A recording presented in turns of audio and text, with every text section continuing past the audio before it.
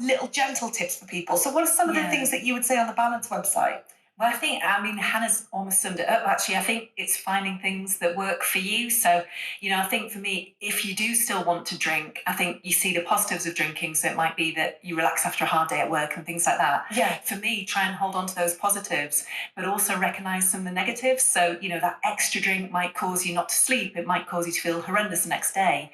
And just almost try and kind of channel through the positives that you can focus on, and try and moderate your drinking in that way. So, I think for me, I mentioned before trying to take more drink-free days during the week. Yeah. Trying to cut down the amount you're drinking on a particular drinking occasion.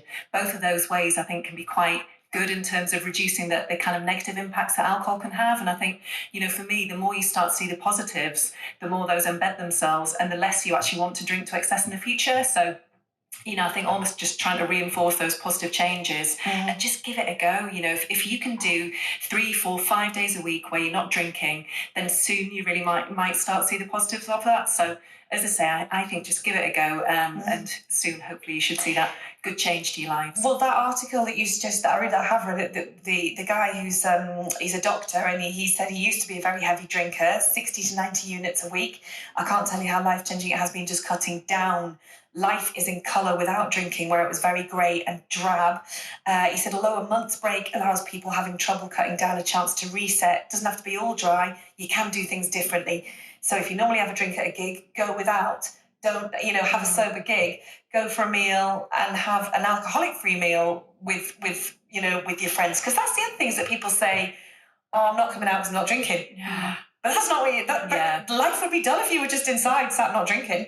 Yeah. But that is the fear. That's definitely one for me. I thought I can't not drink because then I'll have nowhere to go and nothing to do. Yeah. Whereas actually you're like, oh, there is an alternative. There's more places to go and more to do. And I actually think more and more we are starting to see fewer people are drinking. People, it is more normal, I think, to be taking periods of time off alcohol as well. And actually I think having diverse environments where we can go, which, it doesn't necessarily revolve around drinking, is so important. So I think, challenge yourself to do different things. And, Hannah mentioned the dip club before, things like that, I think can be revolutionary almost in changing the way that you feel about yourself. Yeah. But also convincing you that alcohol doesn't have to be fundamental to everything that you're doing. 100%. Well, it's been so lovely having you in the studio. So if people want to find you on the podcast, Hannah, where can they go?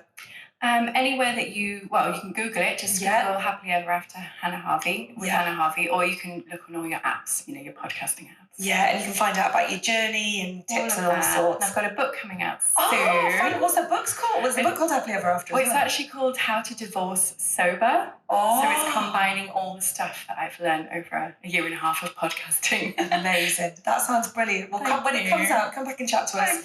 And if people want to find you, Sue, and find more from Balance, where can they go? Yes, I'll direct you to the campaign website, which is reducemyrisk.tv. Fantastic. Lovely to have you on the show. Cheers to that with my buttermint tea. This is my new favourite thing. Oh, it's amazing. It's like a Murray mint in a cup. Thank you very much, guys.